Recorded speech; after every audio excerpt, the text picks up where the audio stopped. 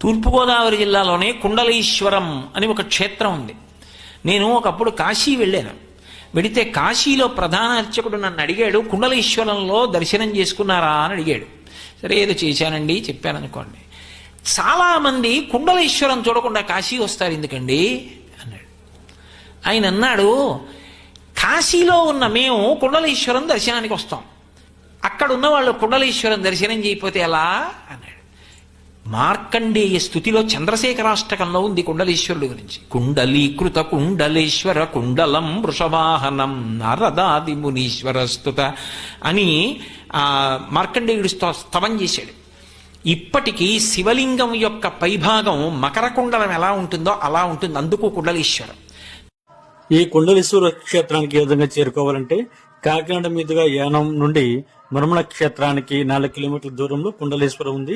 అమలాపురం నుండి కూడా ఈ కుండలేశ్వరం చేరుకోవచ్చు.